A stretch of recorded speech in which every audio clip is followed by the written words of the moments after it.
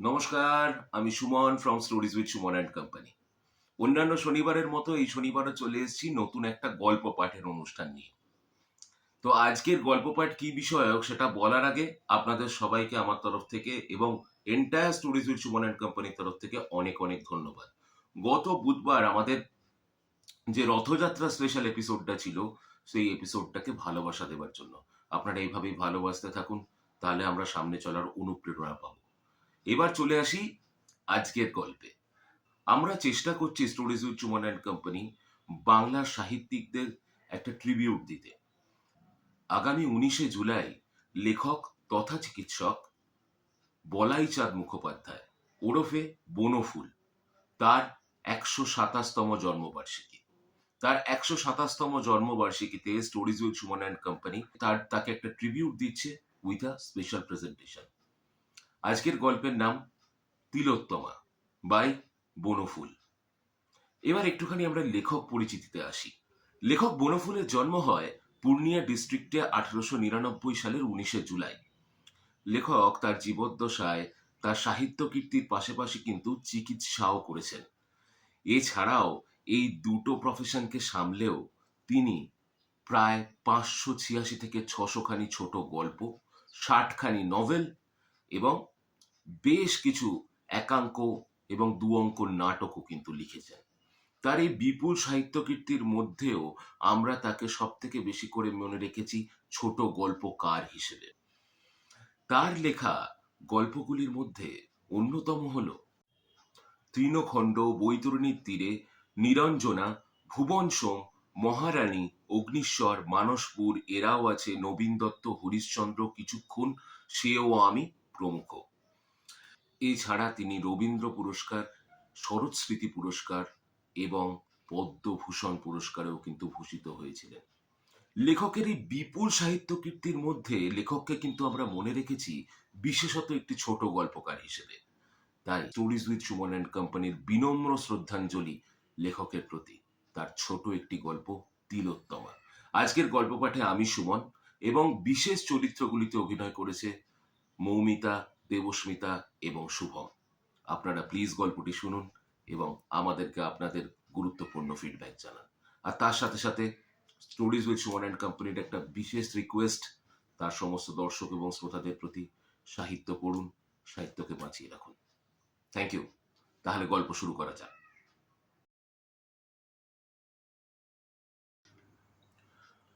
সকলেরই জীবনে মাঝে মাঝে এমন একটি নাটকীয় মুহূর্ত এসে উপস্থিত হয় যে সমস্ত হিসেব, সমস্ত আয়োজন হঠাৎ নিমেষে বদলে যায়। উত্তর বাহিনী নদী স্রোত সহসা দক্ষিণ বাহিনী হয়ে পড়ে। তুঙ্গ পর্বত অকস্মাৎ গভীর গহ্বরে পরিণত হয়। সাধারণ মানুষের জীবনেই এসব হয়।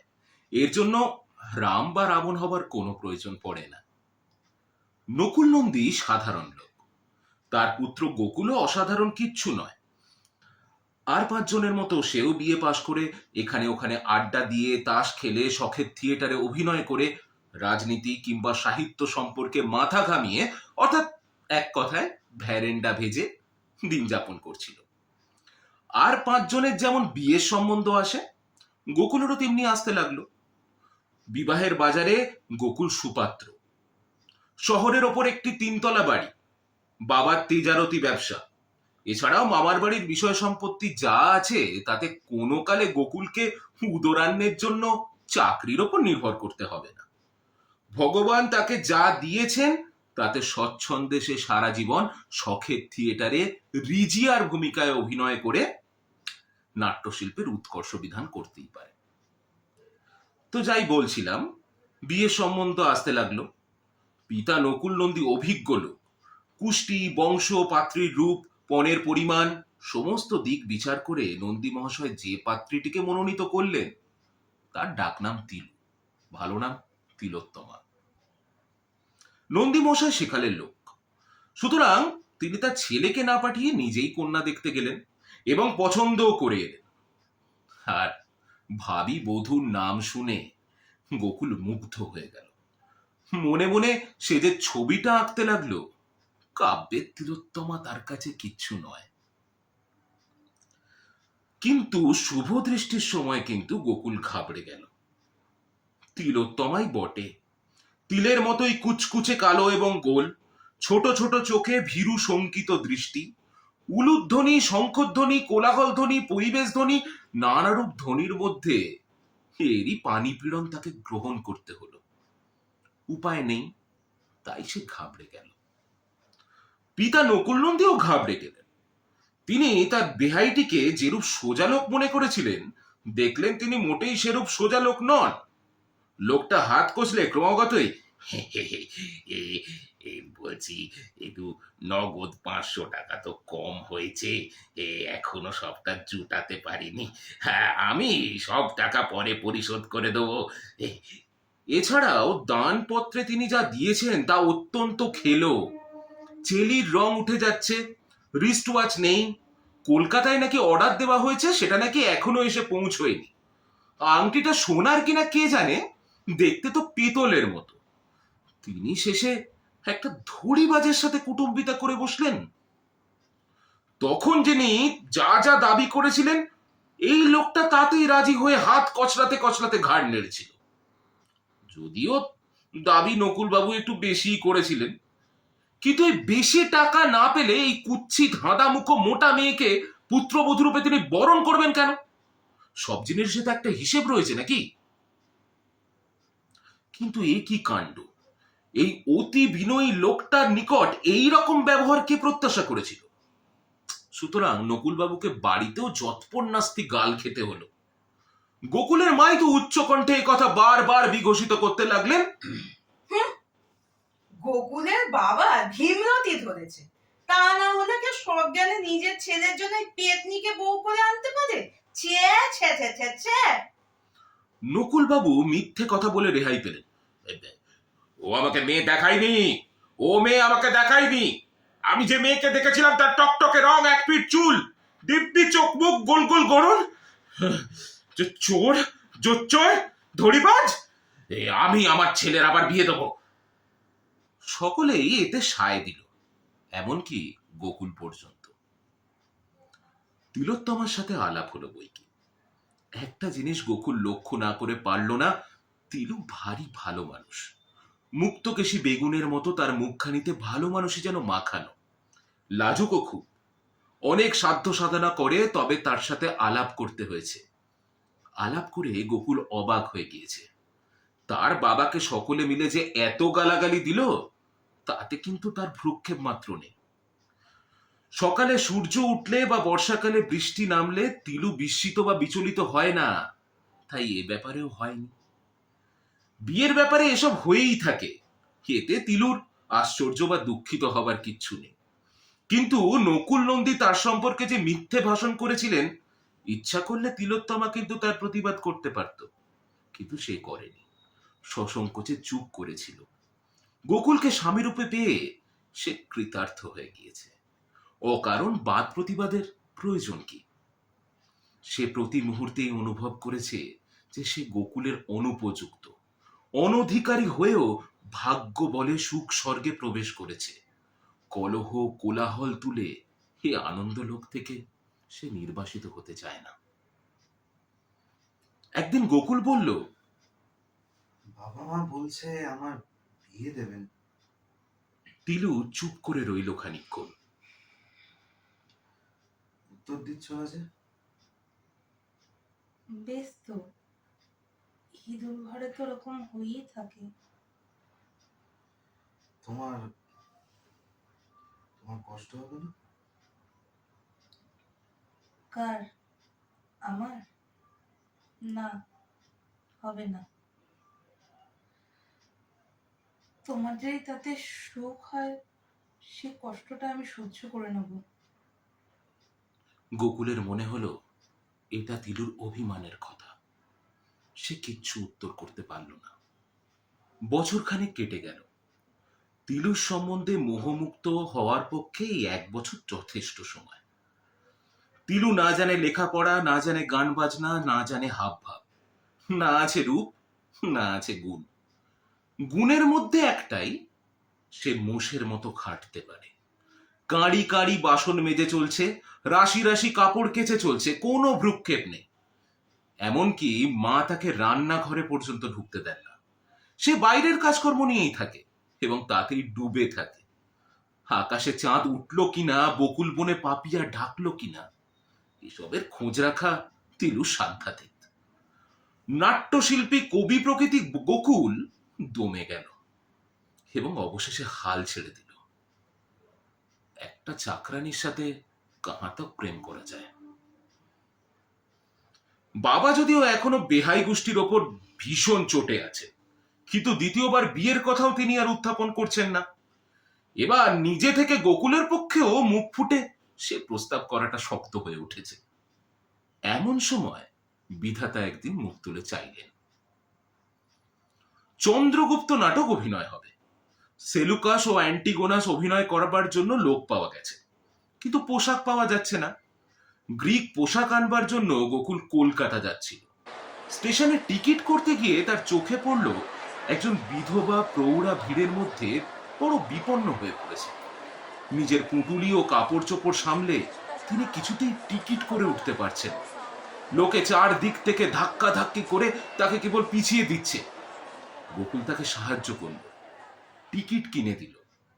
তিনিও কলকাতা যাচ্ছেন, তার সাথে কোনো পুরুষ অভিভাবকও নেই, সুতরাং গোকুল সে ভারও গ্রহণ করল। গোকুলের কামরাতেই তিনি উঠলেন। গোকুল নিজে নানা রকম অসুবিধা করে, এমনকি একজন প্যাসেঞ্জারের সাথে ঝগড়া করেও তার শোয়ার ব্যবস্থা করেন। প্রৌঢ়া মুগ্ধ হলেন। কামরা ক্রমশ খালি হয়ে গেলে প্রৌঢ়া পুঁটুলি থেকে পান বার করে গোকুলকে একটি দিলেন, নিজেও একটি নিলেন। তারপর চকচকে একটি রূপোর কৌটো থেকে খানিকটা জর্দাও বের করলেন। গোকুল নিল না, অভ্যাস ছিল না তাই। প্রৌঢ়া স্মিত মুখে নিজের মুখবিবরে খানিকটা নিক্ষেপ করে বললেন, কপাল যখন পুড়ে গেল তখন একে একে সবই ছাড়তে হলো, বুঝলে বাবা? কিন্তু এটুকু এখনো ছাড়তে পারি। মুচকি হেসে জানলা দিয়ে মুখ বাড়িয়ে তিনি পিক ফেললেন। আলাপ শুরু হয়ে গেল। দীর্ঘ আলাপ। দীর্ঘ আলাপের ফলে প্রৌঢ়া গোকুলের নারী নক্ষত্র সমস্ত জেনে নিলেন। গোকুলও মন খুলে সমস্ত বলে ফেলল, কিছুই গোপন করলো না, করতে পারলও না, এমনকি করবার প্রয়োজনও অনুভব করলো না। অর্থাৎ গোকুলও মুগ্ধ। সব শুনে প্রৌঢ়া বললেন, বাবা, তুমি যে আবার বিয়ে করবে বলছো, পাত্রী ঠিক হয়েছে কোথাও? না, এখনো হয়নি। আরেক খিলি পান এবং আরেকটু জর্দা মুখে দিয়ে প্রৌঢ়া আবার বললেন, দেখো, তাহলে সব কথা তোমাকে খুলেই বলি। আমার একটি মেয়ে আছে, তার নাম উষা। ওই মেয়েটি হবার পরই আমার কপাল পুড়ে গেল। মনের মতো একটি পাত্র আমি খুঁজছি। তুমি তো আবার আমাদের পার্টি বর, তোমাকে ভারী পছন্দ হয়েছে আমার। আমার মেয়েও কিছু নিন্দের নয়, যদি বলো তাহলে। গোকুল এটা প্রত্যাশা করেনি, কি বলবে ভেবেই পেল না। বাবা, উষাকে আগে দেখো তুমি, তোমার যদি পছন্দ হয় তাহলে। না মানে, আমার একটা স্ত্রী আছে এখনো। সে কথা জানবার পর আপনার মেয়ে হয়তো আপত্তি করতে পারেন না। আমার কথার উপর কথা কইবে এমন মেয়ে উষা আমার নয়। তাকে লেখাপড়া গান বাজনা সবই শিখিয়েছি, বুঝেছো? কিন্তু আজকালকার মেয়েদের মতো অবাধ্য তাকে হতে দিয়ে। আর একটা স্ত্রী থাকলেই বা, তাছাড়া তুমি যখন আবার বিয়ে করতে যাচ্ছ তখন সে স্ত্রীকে তুমি ত্যাগই করবে ঠিক করেছো নিশ্চয়? কি বলো? হ্যাঁ, তা তো ঠিকই। তাহলে সে স্ত্রী থাকলেই বা কি, না না থাকলেই বা কি, কি বলো? তা তো ঠিক। উষা উষা নয়, দ্বিপ্রহর। প্রখর রৌদ্রকিরণের প্রদীপ্ত স্বর্ণকান্তি তার সর্বাঙ্গে ঝলমল করছে। চোখে মুখে চলনে বলনে হাস্য কটাক্ষে বিদ্যুৎ। সেতারে অমন গৌড় সারেঙের আলাপ গোকুল এর আগে কখনো শুনেনি। হাসির পর্দায় পর্দায় এমন গিটকিরি তার কল্পনাতীত ছিল।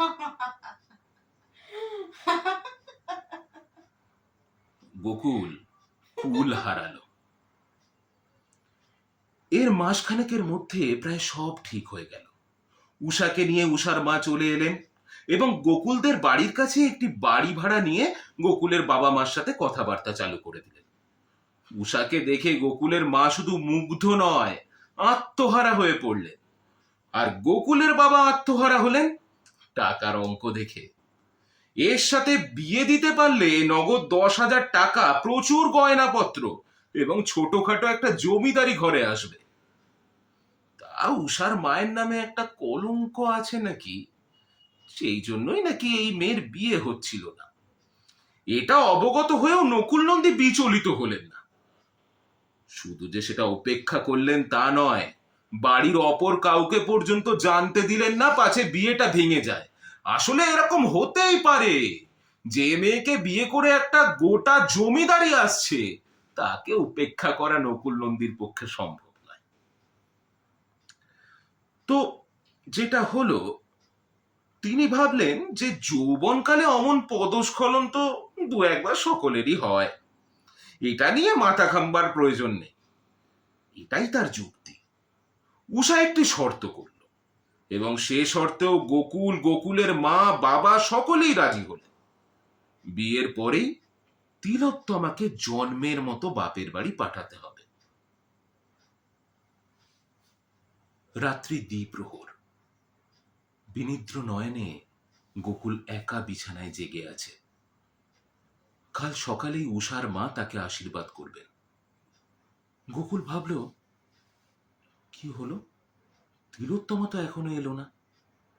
এত কাণ্ড হয়ে গেল, তিলোত্তমা একটা কথাও তাকে বলেনি। গোকুলের মনে হলো তিলোত্তমাকে একবার জিজ্ঞাসা করাটা তার কর্তব্য। গোকুল এপাশ ওপাশ করতে লাগলো।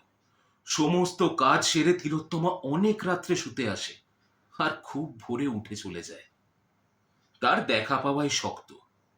গত 20-25 দিন গোকুল অনেকবার চেষ্টা করেছে, কিন্তু তিলোত্তমার সাথে তার নির্জনে দেখা হয়নি। তাই এ সম্বন্ধে কোনো আলোচনাও করা হয়নি।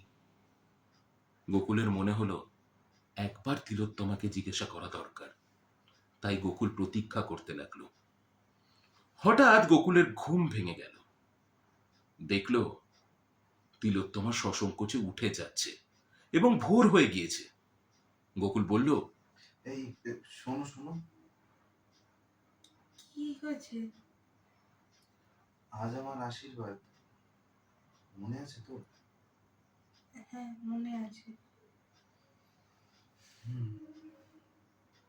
দেখো, তোমার তোমার আপত্তি নেই কোনো? না। বিয়ের পরেই তোমাকে বাপের বাড়ি পাঠিয়ে দিতে বলেছে ওরা, নিশ্চয়ই শুনেছো সে কথা। শুনেছি, তাই যাব। তুমি যদি একাধবার যাও তাই আমার জন্য যথেষ্ট হবে। আমি যাই, আমার অনেক কাজ পড়ে আছে। তিলু চলে গেল। গোকুল কিছুক্ষণ গুম হয়ে শুয়ে রইল, তারপর উঠে বসল। তারপর বিছানা থেকে নেমে জানলার কাছে গিয়ে দাঁড়ালো। দেখল তিলোত্তমা ছাই কাদায় বসে বাসন মাজছে। আশীর্বাদের সাজ সরঞ্জাম নিয়ে উষার মা আসলেন। প্রচুর সাজ সরঞ্জাম, প্রকাণ্ড একটা ফুলের মালাও সঙ্গে এনেছিলেন। মুচকি হেসে বললেন, উষা সারা রাত ধরে নিজের হাতে মালাটি গেঁথেছে। গোকুল স্নান করে এলো। কার্পেটের আসন পাতা হলো।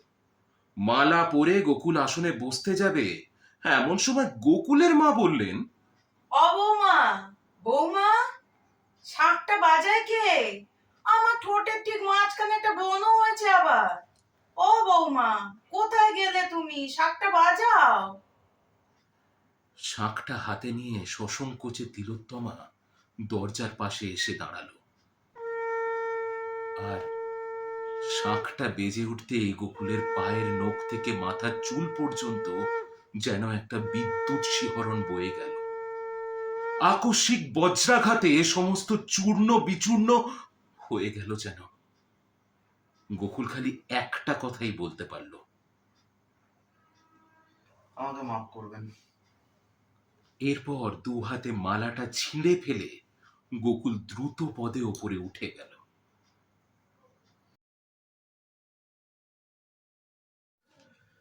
নমস্কার, আমি শুভম। গল্পে আমি গোকুল ছিলাম। আশা করি আপনাদের সকলের আজকের প্রেজেন্টেশন ভালো লাগলো। আমাদের আজকের গল্পের নাম তিলোত্তমা। লেখকের নাম বলাইচাঁদ মুখোপাধ্যায়, ওরফে বনফুল। আশা করি সকলের আমাদের প্রেজেন্টেশন ভালো লেগেছে, আর আপনাদের মতামত অবশ্যই আমাদের কমেন্ট বক্সে জানাবেন। আগামী শনিবার আমরা আবার আসছি নতুন একটা গল্প নিয়ে। এছাড়া গত বুধবার দিন আমরা রথযাত্রা স্পেশাল পর্ব গেছি। আপনারা প্লিজ, অনেকে দেখেছেন তার জন্য অসংখ্য ধন্যবাদ, থ্যাংক ইউ। আরও দেখুন, ভালো লাগলে কেমন লাগলো অবশ্যই কমেন্ট করে জানান। এবং আগামী বুধবার আমরা আসছি নতুন একটা পর্ব নিয়ে, অবশ্যই দেখুন। ধন্যবাদ।